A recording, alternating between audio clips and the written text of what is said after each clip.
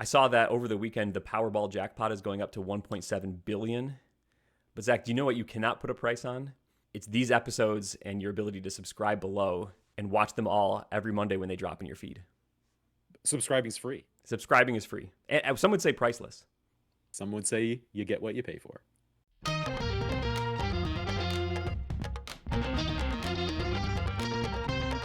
Zach, it's getting to be sweatshirt weather here in Michigan. We're both wearing them now. We've got fall sports in swing. We watched Division III football this weekend. We've been watching, soccer for a couple of weeks now. We're getting into the flow of the season. It feels like Division III basketball is right around the corner. So today we are going to conclude our summer series, our last out of season episode, kind of our NPI summer series with a fact or fiction kind of game.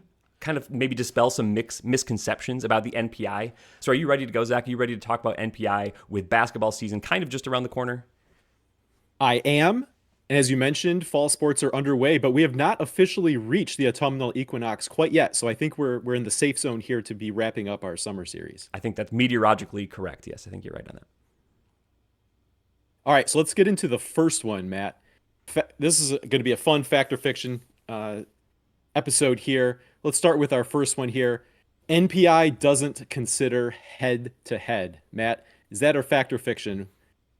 Well, we're just going to call it fiction right away, but let's kind of why this pops up every now and then. We know under the old system, kind of 2 years ago and beyond that, we had the 5 discrete buckets. One of them was specifically head-to-head competition. The new system, which is NPI, when you break it down to its components, it's really just win percentage, your strength of schedule, plus a quality win bonus. There's no bucket called head-to-head. I think this leads a lot of people to say, well, one problem with NPI is that it doesn't consider head-to-head results, Zach, and we think that is a piece of fiction. Right. It's a misconception, as you stated, because we had this old system where there was this distinct criteria called head-to-head based on head-to-head results. And we don't have that necessarily. But, Matt, that's because it's just baked into the way that NPI works. I know Logan Hansen likes to say, in some ways, the total collective head-to-heads is all that matters, right? And so let's look at a little bit of an example of maybe how a head-to-head had a big impact on how last season finished up. Last year, we saw one of the great non-conference rivalries in Division III basketball. Wash U took on Illinois Wesleyan. And of course, we know the way that the final NPI standings or NPI rankings finished out. Illinois Wesleyan finished number 9 overall. They had a total NPI of 65.046. Wash U was a 63.325. That was good for number 17 overall in the final NPI rankings.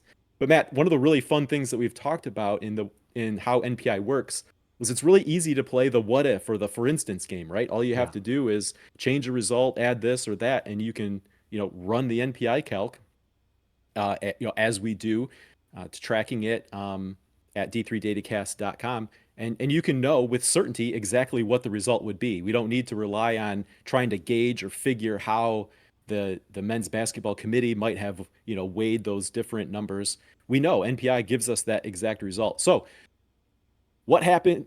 It's very interesting what happens if you just take out that game, leave everything else that Wash U did that season, leave everything else that Illinois Wesleyan did last season, just take out that Wash U at Illinois Wesleyan game.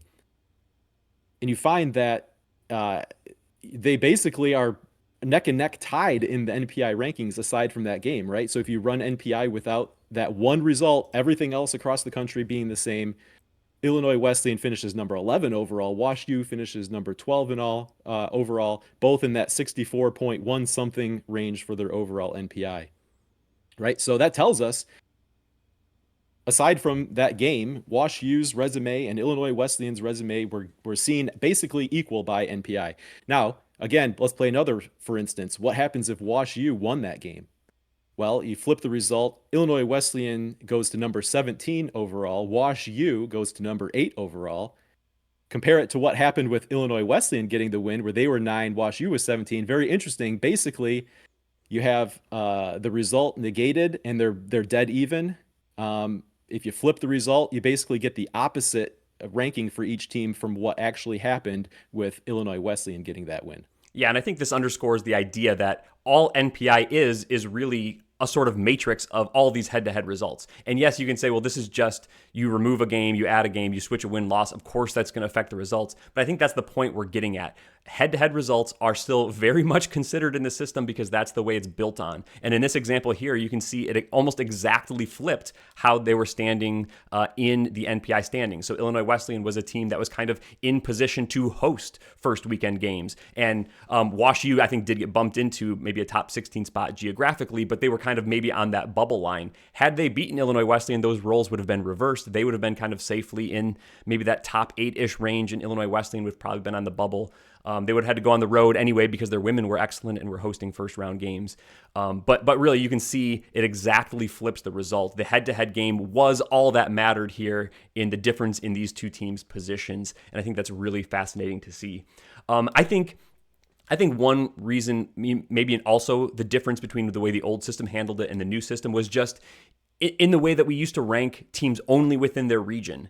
And now NPI, we rank them only nationally, and we don't really worry about the region. And we never saw a national ranking under the old system. So it was very likely that teams within a region, let's say Region 8 here that we're looking at, Illinois Wesleyan and Wash U may have only been 1 or 2 spots apart in the Region 8 rankings all season long. And maybe it looks quote unquote weird if the number 1 and the number 2 or the number 2 and the number 3 teams are ranked oppositely of that head-to-head result.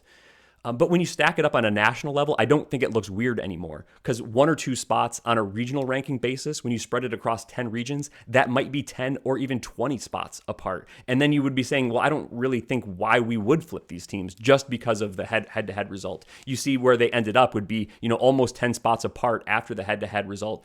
I don't know that we'd be clamoring too much for flipping those teams based on a head-to-head result if they were maybe 10 spots in the reverse order from where it happened. So I think the national nature makes this kind of less of a big deal than the regional nature is, just the optics of it, the way it looks in a list. I think sometimes that's a little bit of minutia that sometimes gets lost, in the overall kind of misconception about how it works compared to the previous criteria. Yeah, if you think head-to-head doesn't matter, then just go out and lose that game, and it won't matter for you, right? So yeah, see what happens. Yeah.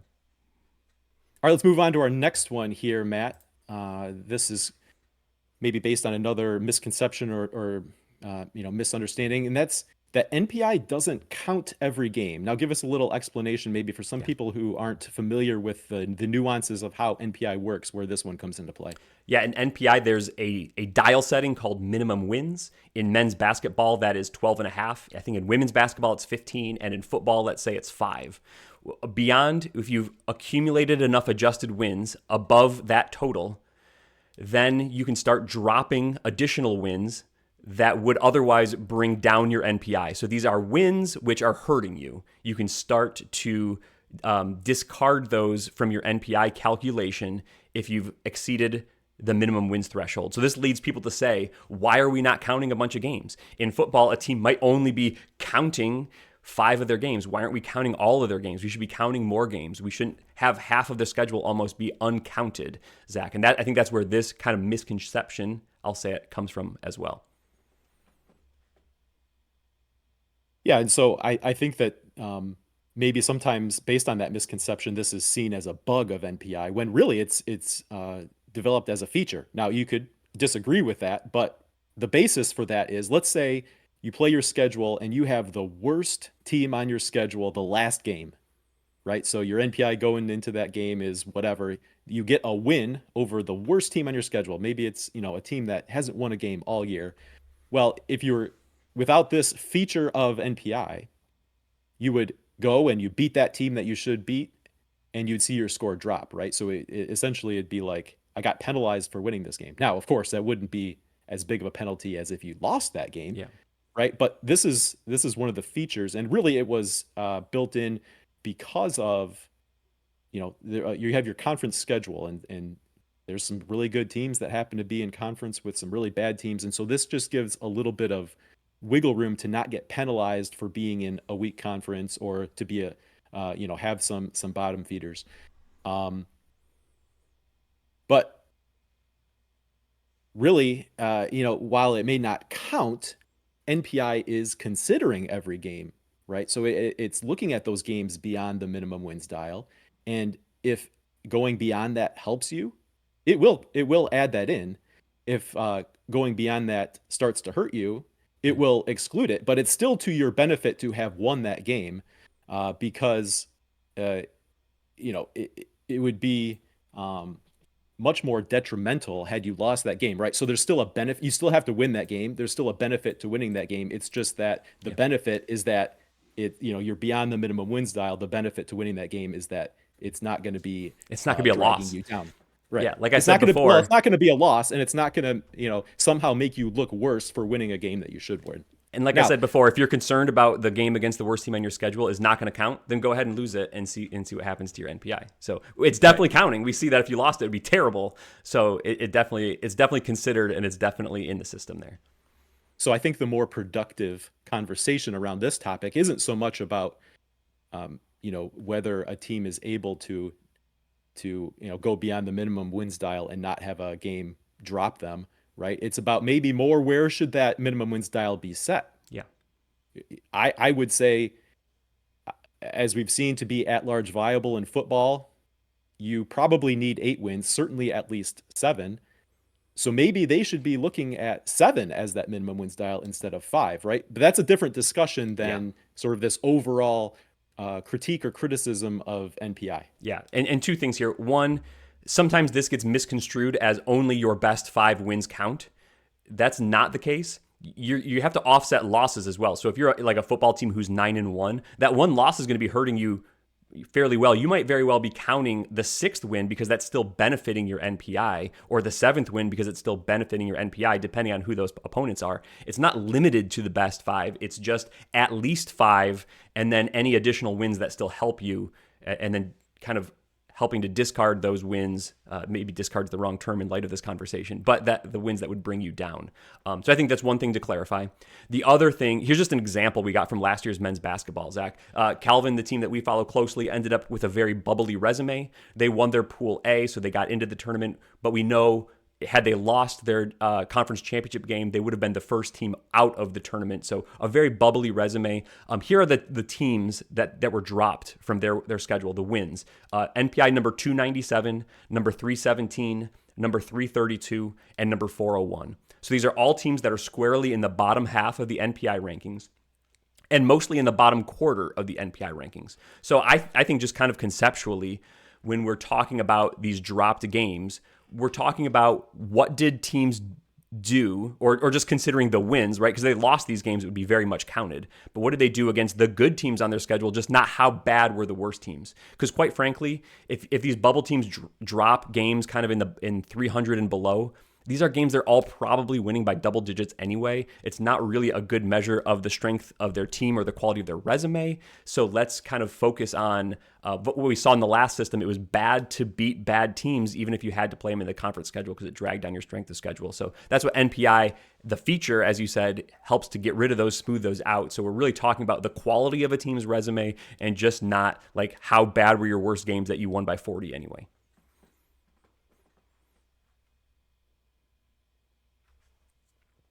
Next one here, Matt. NPI gives every team an at-large chance.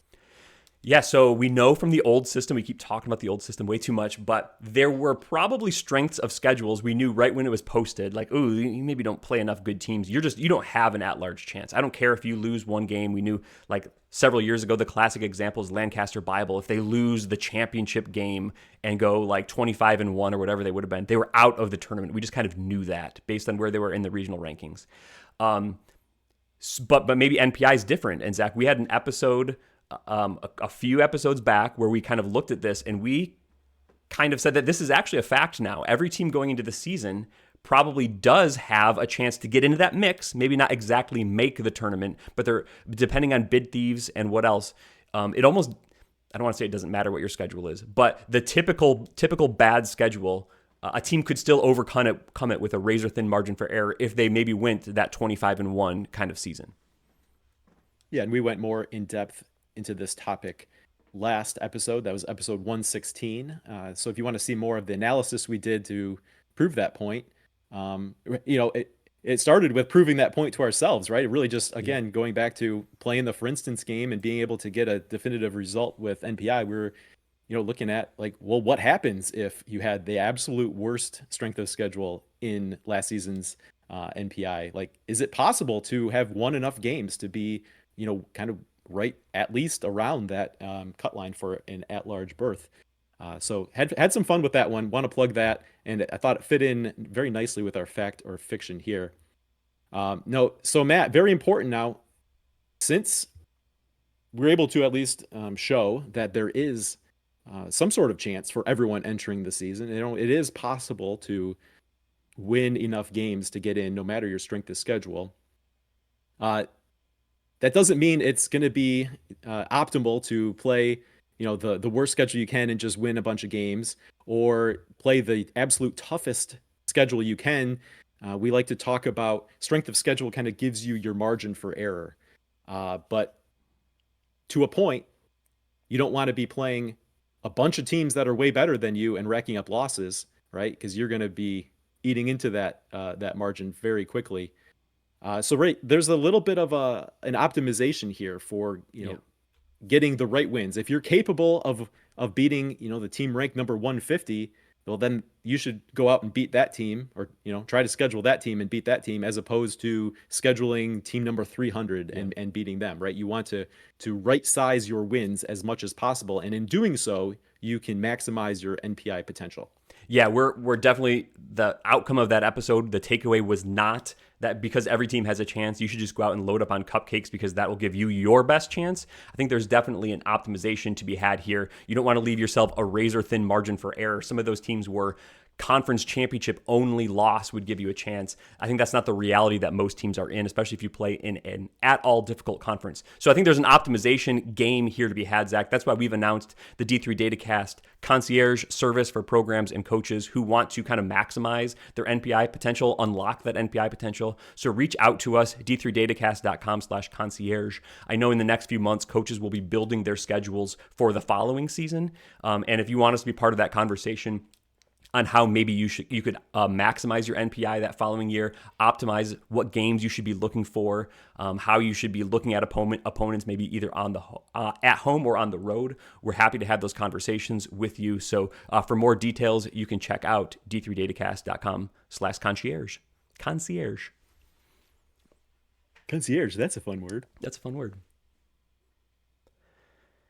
Moving on.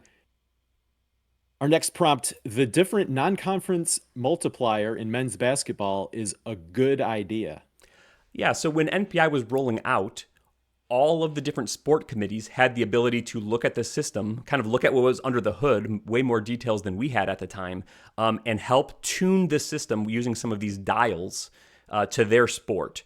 And they had ability to tune a whole bunch of them. One of them is like a multiplier, a home versus road. Do you weigh like a road win more heavily than a home win? I think that makes a lot of sense. Men's basketball was the only team that chose to both implement that multiplier, but then also differentiate between a non-conference game and a conference game. So the away multiplier, away win multiplier in a non-conference game is 1.2, whereas it'd be only a 1.1 in conference. Conversely, like a home loss would be a 0.8 non-conference versus a 0.9 home conference. We saw a lot of sports use a multiplier. Like a 1.1 to 0.9 was very common. Only men's basketball did that different non-conference home and away multiplier. And I thought it was an interesting implementation, but Zach, was this a good or not a good idea for men's basketball? Well, I think what we're going to talk about here is that it was not a good idea. But let's start with one of the cool things is each sport committee, as they were setting their dials, we got kind of a report that had a little bit of I don't know if you say Q&A, but gave some insights into their decision-making process, right? And so one of the comments that came out with the men's basketball dial settings was this line, or the rationale for this this more extreme weight for non-conference games, and that was to incentivize scheduling tough games away from home, which I think is well intentioned. Yeah. That seems well, but the question is, in practice, is it actually a good idea? And to that, we say, this is fiction. Yeah, I think it ended up, there were definitely some challenges, And I think this ended up being a pretty low impact. So I think we have some numbers to run through here, Zach, for what we'd look at last season, and we took away the multiplier. So instead of 1.2.8 for non-conference games, we just said if every game home and road was a 1.1 or a 0.9, with, of course, 1.0 for all neutral site games. And we looked at what was the top 8 or maybe the top 16 of the NPI picture. And you can see in the blue actual column, that's what it really was last year. And the adjusted yellow column was with wiping away the difference in the multiplier. The top 8 teams were all the exact same teams in the exact same order. So this did not affect the top 8 conversation whatsoever. When you then looked at the rest of the top 16, so kind of your first weekend host teams, all the 16 teams were the same. There were 2 pairs of teams that just switched positions. So at 10 and 11, Drew and Hampton City would have just swapped spots. And at 14 and 15, St. Thomas, Texas, and WPI would have just swapped spots. So when we're looking at the top 16 picture, Zach, I think this was a really low impact and not even clear to me just by looking at the list of teams, like which one would be better or not. Taking this one step further, if you want me to just continue on, we also looked at what was the at-large bid picture, sometimes called the Pool C picture, but the at-large selections, when we looked at kind of the actual versus wiping away the multiplier, the top 11 in order would have been the exact same. And then when we got to maybe the last 10 picks, it was all the same teams. Everyone would have gotten into the tournament the same. But this time there were, I think, 4 pairs of teams that would have also just switched one spot. So Carthage Roanoke would have switched spots. Stockton Redlands, 14 at 15, they would have switched spots. Wisconsin Lutheran Cal-Lu at 16-17 would have switched spots. And TCNJ and U Chicago would have switched spots.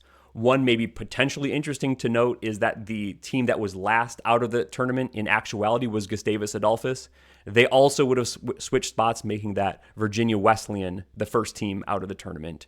So that would have switched spots as well. So I think in both of these sets of lists, we see that the multiplier does have some small effect.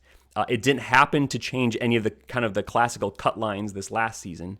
You could see it maybe could have. It very easily could have been the 21 versus 22 could have switched spots. We maybe would have been talking about a team or two that would have been different.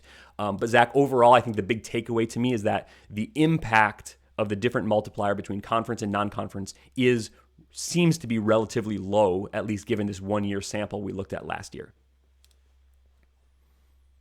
Yeah, and I think we certainly have to recognize that on an individual program level, had we seen a flip between 21 and 22, that would have been a really big deal to Gettysburg and say Virginia Wesleyan or Gustavus Adolphus, right? That's the difference between being in and being out. But when we step back and look at it more generally speaking, we're not seeing big movements, right? I mean, we're still seeing the same 16 teams or same 21 teams getting in at-large selections. We're not even seeing any big impacts to changes in how those teams would be seeding. And given that they're just one spot flips, I would say that by the time you take geography into it, you're not having any impact on seeding, right? Carthage and Roanoke, look at the geographic separation, are not really, being one seed line apart is not going to change the bracket. Stockton and Redlands is not going to change the bracket. Cal-Lu and Wisconsin Lutheran, not going to change the bracket. TCNJ in Chicago, not going to change the bracket, right? And when you're talking about NPI ranks, you really need four NPI ranks before you're changing kind of classically one full seed line anyway. So these are tight teams geographically separated. I think you're exactly right. We would probably see no difference in the bracket had we done either of these two systems. Okay, so it's pretty clear here, going with the different weighting for non-conference versus just having the same, weighting for conference and non-conference, it doesn't lead to a big difference. I would say no meaningful difference whatsoever. And again, even if we're talking about a difference in last team in and first team out, again, recognizing that that's a massive difference to those individual programs, we're still talking about, we're not changing the mix of teams. It's not like suddenly someone who was off the board, it would be getting in, right?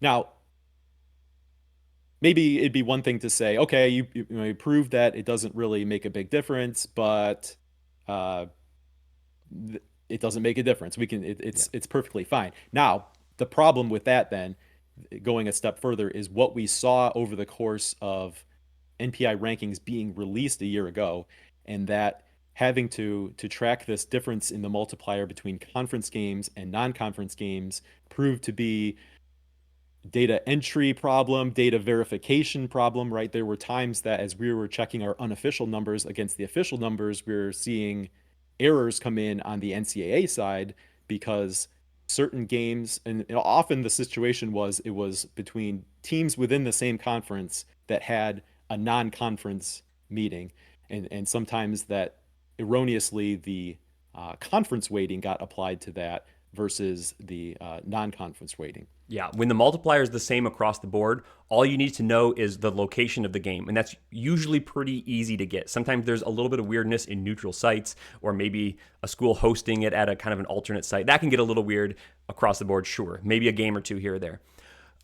There's more than you think times of conference teams, conference opponents playing a non-conference game. You think of the little three in the NESCAC. They always like to play that double round robin. So their conference only gives them one time through, so they always play the other game in a non-conference game. Some of the ODAC rivalries like to do that as well because they have like a 1.3 times through the schedule system. So when their schedule doesn't line up to play twice, maybe Randolph, Macon, and Hampton-Sydney always like to play again.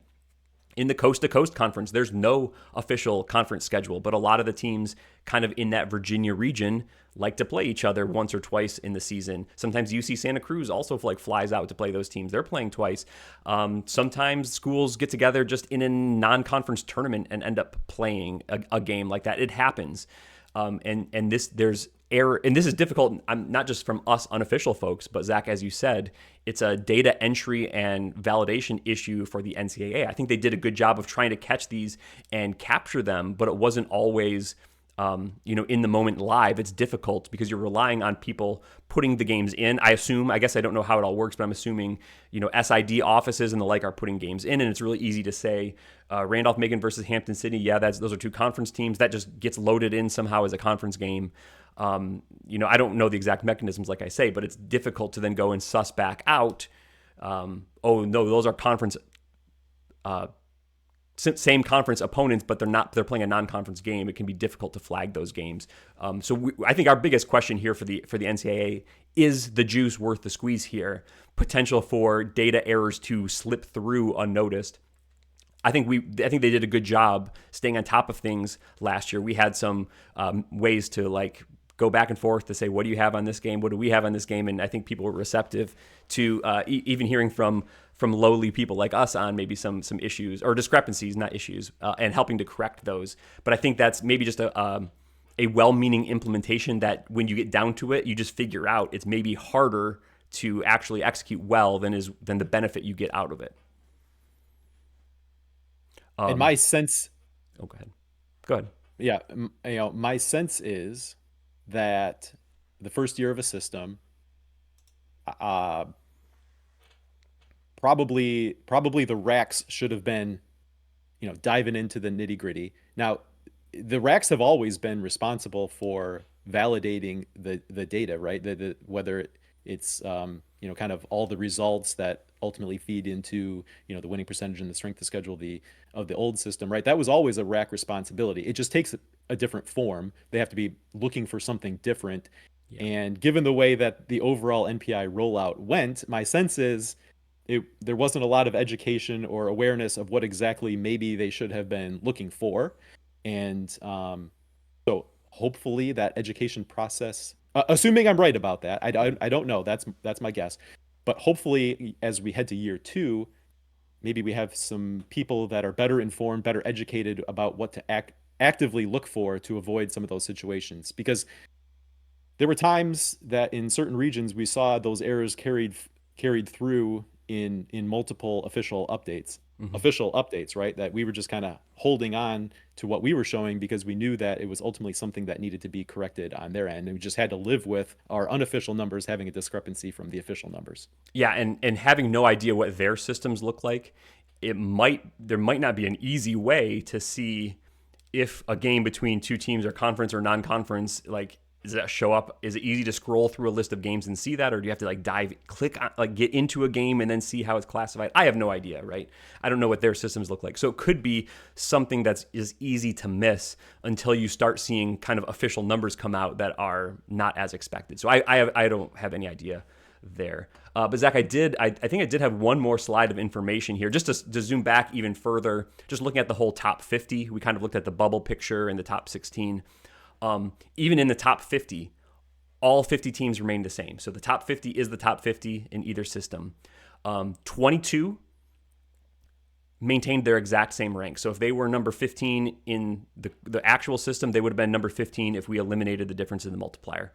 14 teams, like we saw, moved one rank. They flipped spots with someone else. It was just one swap there. There were 11 teams that moved 2 spots away from where they actually were, either up or down. And then more than that, you had one team move 3 ranks, one team move 4 ranks, and one team that moved 5. And when you looked at those kind of 3 bigger movers, 2 of them are in the 41 to 50 range, which is kind of always going to be outside of the bubble picture anyway. So again, when you're looking at any kind of reasonable bubbles picture, teams are not really moving that much, which just tells me, not that it's not, maybe even if it was better to do this, right? I think we're not seeing a very big impact here, and we're getting the same types of teams, the same types of position. Again, not discounting how big of a thing it would be to get that last at-large bid versus be the first team out. That'd be massive for those programs, but we're basically seeing the same types of teams in basically the same types of spots. And you said it. So by the time you add in the issues we saw with the data entry, data verification, is the juice worth the squeeze? I think not. I think not. Yep, and that's the basis of our fiction here. Yep. Right. Because, I mean, this kind of system, that kind of data entry is of utmost importance, right? That's the basis for everything. And you give away any legitimacy of the system if you're kind of, letting bad data filter through. Right. So, I mean, just from that standpoint of a risk reward, I mean, I don't think you want to erode any confidence that, there'd be some issue because all the information isn't correct in there. And we're confident that all the information was correct by the end. That's exactly what I was going to say. But as we're tracking it, day by day, and then eventually as the NCAA is putting out official numbers, I mean, it's a little disconcerting to see that they're putting out supposedly official numbers that we can find factual errors with. Yeah.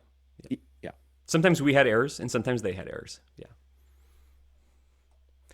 All right, next one. All right, one more. We're going to wrap up here. We're going to give a shout out to John Neiman, who sent us a message on social media that really prompted this one.